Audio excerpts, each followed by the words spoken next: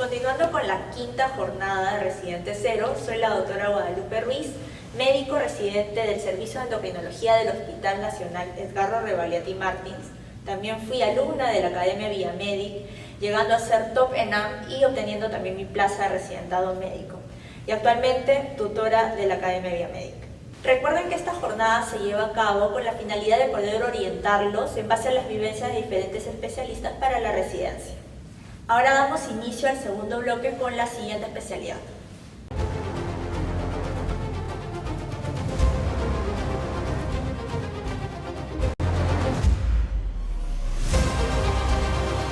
Buenas tardes, tutores residentes. Soy la doctora Guadalupe Ruiz. Ahora nos encontramos enlazados con el doctor Jesús de la Jara Cordero. Él es médico internista del Hospital Nacional Edgardo Rebagliati Martins, coordinador general de la Academia Villamedic Group y profesor contratado de Semiología y Medicina Interna de la Universidad Nacional Mayor de San Marcos. Buenas tardes, doctor de la Jara. Buenas tardes, Guadalupe. ¿Qué tal, doctor?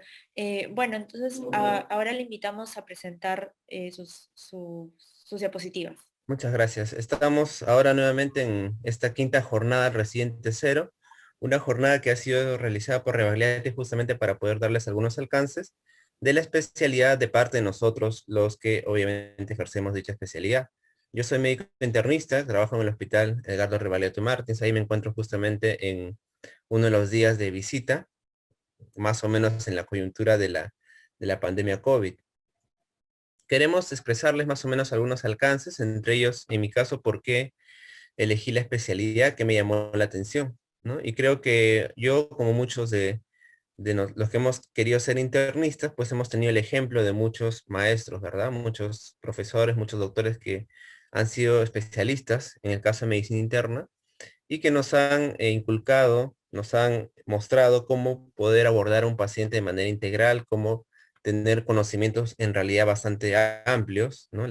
El estilo, la maestría para poder hacer las disquisiciones diagnósticas. Entonces, de mi parte, una de los grandes impulsos fue justamente conocerlos a ellos, ¿no? Me refiero más que todo a los doctores de Loaiza, en el cual yo hice mis cursos de semiología, de medicina interna, y también el internado médico. Entonces, viéndolos a ellos, obviamente, como el nivel de conocimiento que tenían, las prácticas que llevaban, entonces en realidad me trajo mucho para la especialidad. De otro lado, otra cosa que yo valoro mucho de medicina interna es el conocimiento global que tiene de la medicina, ¿no? Es una especialidad, desde luego, es la que más abarca conocimientos de todas las especialidades, tanto cardiología, endocrinología, reumatología, ¿no? Desde luego no de una manera pues tan profunda como lo tienen los mismos especialistas, pero sí nos permite conocer una gran diversidad de enfermedades y poderlas hacer el diagnóstico, el primer contacto que tiene el paciente con todos los médicos internistas para posteriormente poder derivarlos o poder pues enviarles a los especialistas para que puedan hacer los procedimientos diagnósticos y los procedimientos terapéuticos. Entonces, este conocimiento global de la medicina en realidad es algo característico de la medicina interna. Por otro lado, también la medicina interna es un área ideal para ejercer la docencia, ¿no? Acá presento justamente una foto que he tenido con mis alumnos de San Marcos antes de la pandemia, obviamente, en el curso de semiología. Y el médico internista, desde luego, es el especialista que más creo tiene contacto con la docencia. ¿Por qué? Porque desde luego estamos en la parte de semiología, en la parte de medicina interna, como por ejemplo en el curso que yo llevo, yo puedo enseñar pues cardiología, endocrinología, reumatología. Desde luego soy como digamos un profesor multifacético en ese punto, puedo apoyar a los chicos en muchos campos, ¿no? Sobre todo en semiología y también en la medicina interna.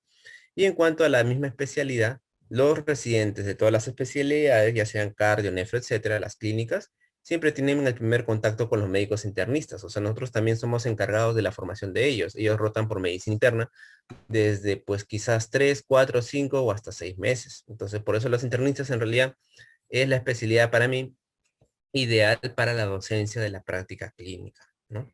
Por otro lado, también lo que me encanta de la medicina interna es que nosotros desarrollamos un razonamiento clínico, ¿no? Somos los especialistas que debemos poder enfrentar problemas diagnósticos, los más complejos, para poder de esa manera ayudar a los pacientes y desde luego también a otros especialistas, ¿no? Nosotros somos interconsultados muchas veces por los cardiólogos, por los reumatólogos, incluso por los a veces ginecobstetras, ¿no? Que también tienen problemas por ahí que tienen que ver con el campo clínico, como pueden ser algunas infecciones, etcétera, ¿no? O los mismos especialistas quirúrgicos que también llaman a los médicos internistas cuando en el hospital, por ejemplo, enfrentan problemas que son netamente clínicos. Esto por ese motivo, en realidad, todo eso me atrajo bastante para ejercer la medicina interna y realmente estoy bastante complacido con lo que voy hasta ahora haciendo.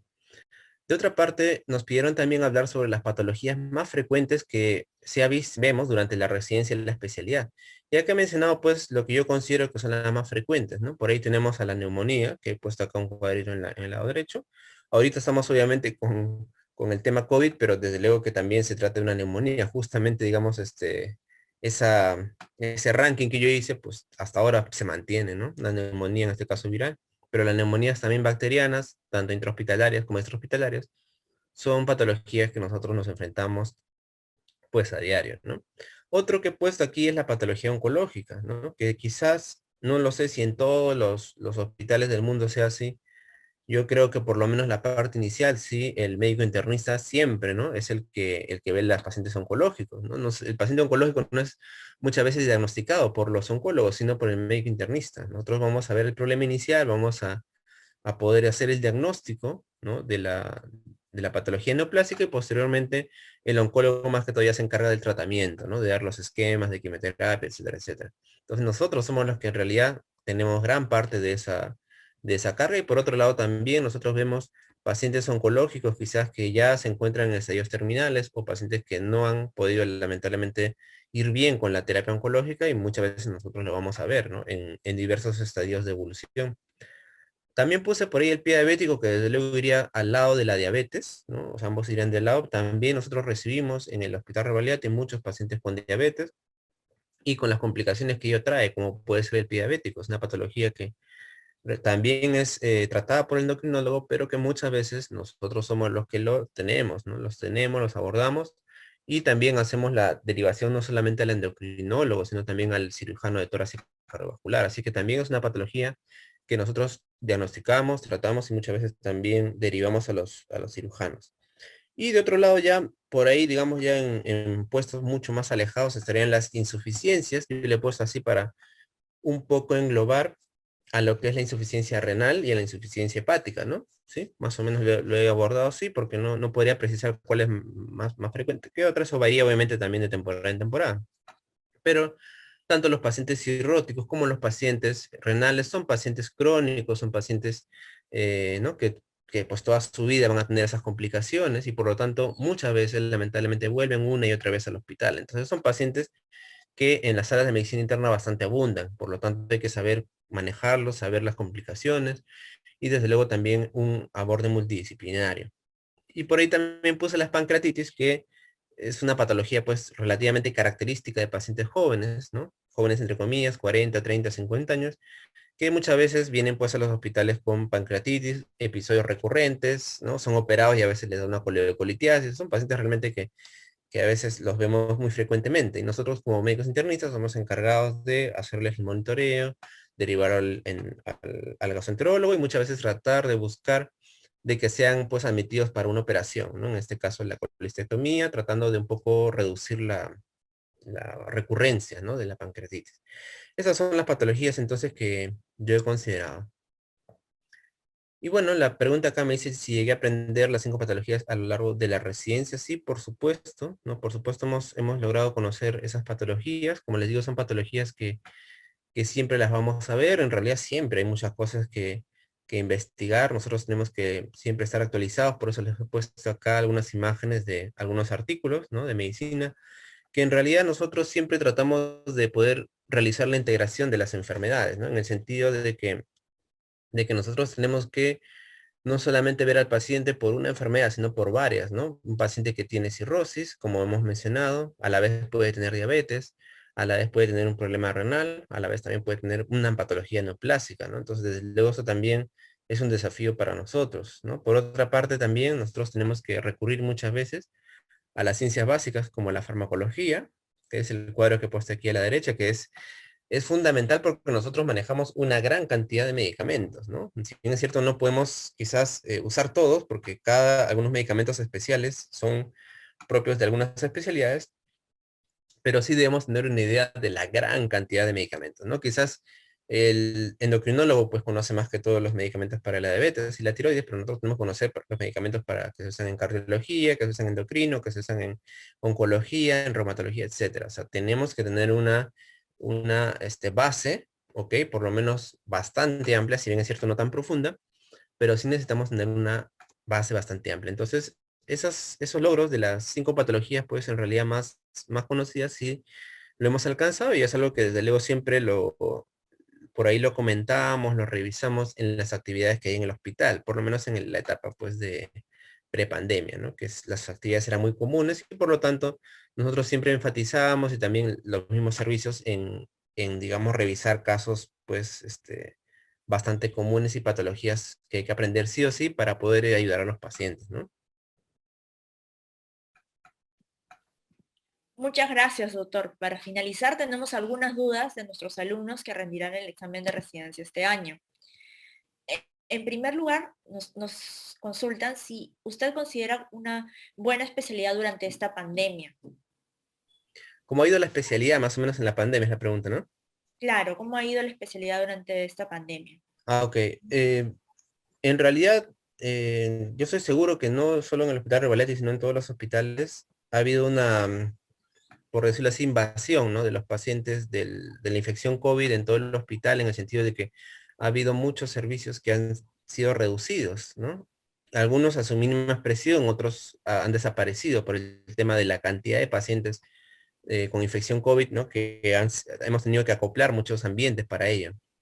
Entonces, creo que medicina interna es una de las especialidades que sí ha sido golpeada más porque era la más grande. Yo creo que en todos los hospitales también la medicina interna siempre tiene mayor cantidad de camas hospitalarias, ¿no? Porque desde luego que es la especialidad que puede manejar más rápidamente cualquier tipo de enfermedades. Entonces, en nuestro caso, pues el impacto ha sido mayor en el sentido que teníamos muchos servicios y nos quedamos pues con muy pocos. En otras especialidades quizás que tenían un solo servicio, bueno, también ha sucedido lo mismo, ¿no? Pero el impacto no ha sido tanto. Entonces, la medicina interna en realidad en un hospital complejo, como puede ser el Almenara, Loaiza, Rebagliati, pues no se resiente demasiado porque siempre los pacientes que tienen infección COVID también tienen otras comorbilidades, ¿verdad? A menos que te toquen pacientes con COVID, pues menores de 30 años quizás, ¿no? Pero eso es imposible. Todos los pacientes son mayores muchos y tienen otras comorbilidades. Así que desde luego el internista, más bien ahí hemos podido por ahí apreciar y demostrar la capacidad que tenemos nosotros para poder ver pacientes de muchas comorbilidades. Entonces, los residentes sí, es cierto, ¿no? Han tenido un impacto fuerte, sobre todo por el hecho de que no hay actividades, que no es posible hacer muchas revisiones, pero sí es posible revisar pacientes muy complejos, ¿no? Y desde luego con muchos casos clínicos diferentes que nos permiten repasar, nos permiten aprender sobre diversos procedimientos y diversas enfermedades, ¿no? Entonces, en ese sentido, la medicina interna yo creo que ha seguido en cuanto a su labor de formación y por otro lado también todos los hospitales casi siempre han tenido unas zonas que son de medicina interna no COVID, ¿no? Actualmente, por ejemplo, en el hospital las tenemos y eso es una prácticamente necesidad porque de no haber áreas de medicina interna no COVID, pues obviamente hay muchas enfermedades y muchos problemas que en realidad necesitan una intervención que dejarían de ser atendidos. Es por eso que todos los hospitales, yo creo que pues siempre tienen algunas áreas no COVID y eso sí permite de todas maneras que los residentes que se encuentran en esas áreas también se desempeñen ahí sí en ese momento casi de manera normal, ¿no? Ahí sí casi el desempeño, las patologías y las revisiones son de manera normales, ¿no? Y desde luego que ahora que estamos en estos vaivenes, pues cuando los casos bajan también nuevamente empezamos a aumentar nuestra capacidad de oferta, ¿no? Para los pacientes y también para los residentes. Perfecto, doctor. Otra siguiente pregunta es, ¿qué tan rentable es la especialidad de medicina interna? Visto de manera económica, yo creo que desde luego no se puede, se puede afirmar que medicina interna no es la especialidad de todas, de las que más es rentable, por lo menos económicamente. Eso es algo obvio, ¿no? Es algo conocido, creo que es algo bastante aceptable. Ahora, es cierto que obviamente como cualquier especialidad, ¿no? Como cualquier especialidad, pues hay profesionales que quizás se pueden desarrollar más, que pueden aumentar ciertos, digamos, extras, ciertos bonos que puedan permitir aumentar pues tus ingresos, ¿no? Por ejemplo, en el caso de gastroenterología, quizás haciendo una especialidad o teniendo algún tipo de mayor uso de ciertas técnicas como las endoscopías o las EPRES, en el caso de cardiología, ¿no? Pudiendo adquirir pues el ecocardiógrafo u otro tipo de herramientas. Entonces, en ese sentido, medicina interna no es así como esas especialidades, ¿no? No te permite quizás hacer muchos procedimientos que a la larga son los que algunas especialidades, ¿no? Les da un poco más de remuneraciones. Por eso que medicina interna en ese sentido no, pues, es demasiado excesivo en ese sentido, ¿no? Pero la medicina interna, pues, te permite, desde luego, en los campos privados, ¿sí? Poder tener quizás más ingresos. Los médicos internistas, por lo mismo que son médicos de alguna u otra manera multifacéticos, también te permite tener más posibilidades de poder conseguir diversos quizás trabajos, ¿no? En el caso, por ejemplo, de la pandemia COVID ha sido el mayor ejemplo. Un internista donde sea, en cualquier departamento, en cualquier hospital, es un médico muy útil para pues, tratar infecciones COVID, ¿no? Entonces, no es necesario que el internista haya hecho otra cosa para poder postular, digamos, ¿no? Quizás otras especialidades eso ahí no podía hacerlo de manera tan inmediata.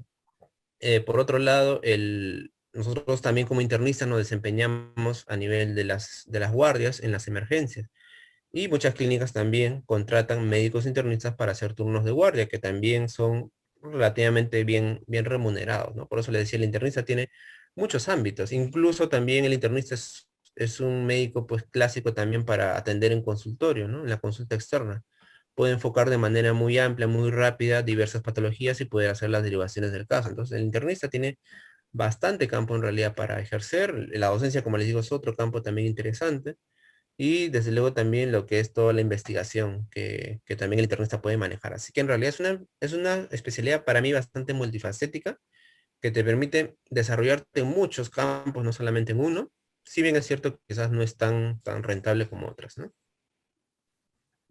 Muy bien, doctor. Y una última pregunta que tenemos es, ¿cuáles serían las mejores sedes tanto en MINSA como en Salud para poder hacer la especialidad de medicina interna?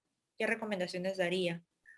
Tanto en MINSA como en salud, desde luego los mejores hospitales para el internista son los que ofrecen una mayor cantidad de pacientes generalmente, ¿no? Entonces, en ese sentido, los que ofrecen mayor cantidad de pacientes en salud son Sabogal, son Revaliati y son Almenara. Mientras que en el MINSA por ahí tenemos al 2 de Mayo y tenemos fundamentalmente al Loaiza, ¿no? También podríamos mencionar a Cayetano, desde luego que tiene una amplia experiencia histórica también y de docencia con sus propios alumnos. Entonces yo creo que esos hospitales son los mejores en términos generales, ¿no? Ahora, si hablamos ya más específicamente, el Almenara, por ejemplo, y el Rebagliati mantienen un buen nivel, tienen profesionales pues de bastante nivel, donde se incentiva bastante la investigación. El Almenara yo creo que está ahí bastante alto en ese sentido, ¿no? Y desde luego también la casuística que puedes encontrar en el Almenara en el Rebagliati es muy amplia, hay muchos tipos de enfermedades, podemos ver ahí bastantes enfermedades raras. Y lo más importante es que ambos hospitales cuentan con métodos diagnósticos y métodos terapéuticos realmente quizás que están a la vanguardia, ¿no? En el país. Entonces, si tú tienes un caso complejo que quizás quieres llevarlo hasta el final, quieres ver cómo se diagnostica, cómo se resuelve, ¿no? Cómo se cura o se intenta curar, pues obviamente no existe en salud más alto que Rebagliati y Almenara, ¿no? O sea, tú no puedes ya derivar a ningún sitio si no puedes solucionar el problema, ya no tienes a dónde derivar. Más bien el Rebagliati y el Almenara son los que solucionan los casos más complejos. Eso es algo muy importante en la medicina interna que tú termines de completar todo el abordaje del paciente, ¿no? Desde que lo recibes, desde que haces el diagnóstico, desde que necesitas pruebas más complejas y hasta que necesitas la resolución final por cirujanos especializados, etcétera. Entonces, eso de ahí te da salud pues bastante claramente, ¿no? En el caso del OAS y 2 de Mayo, ambos hospitales son hospitales que también tienen una casuística muy interesante, son hospitales nacionales que reciben casos de todos los departamentos del Perú. Ahí quizás sí vamos a ver más variedad de casos quizás de infecciones, ¿no?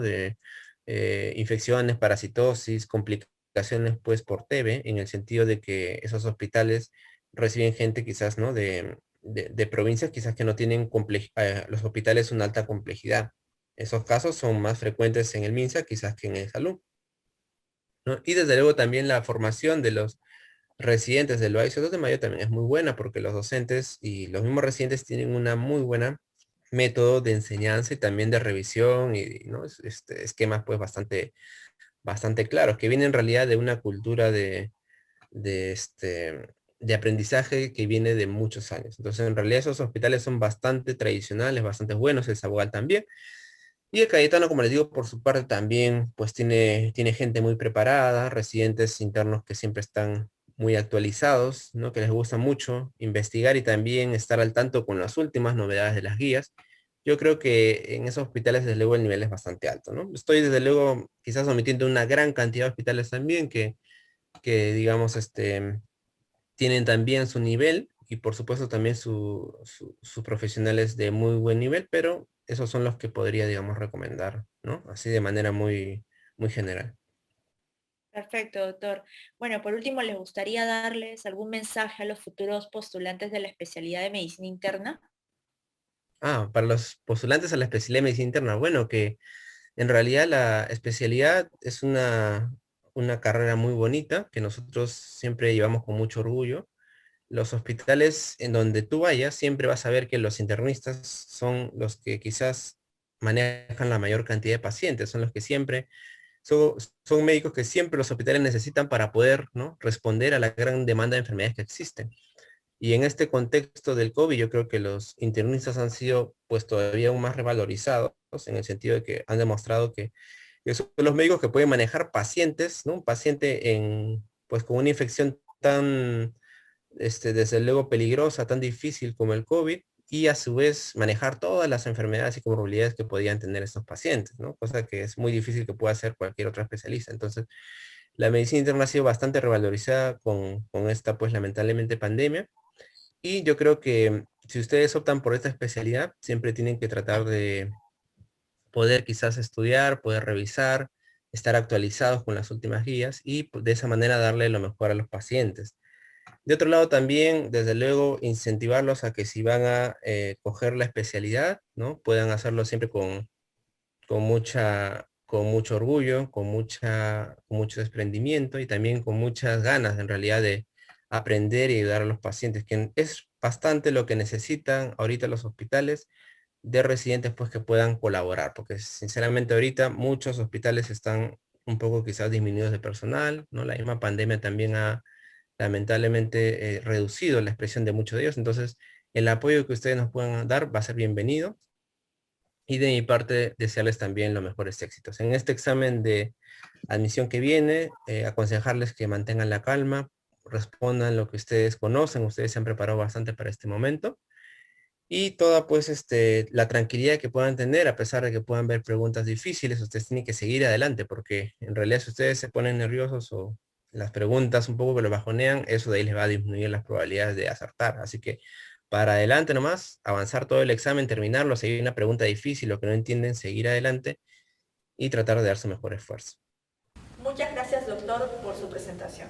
Ahora continuamos con la siguiente especialidad.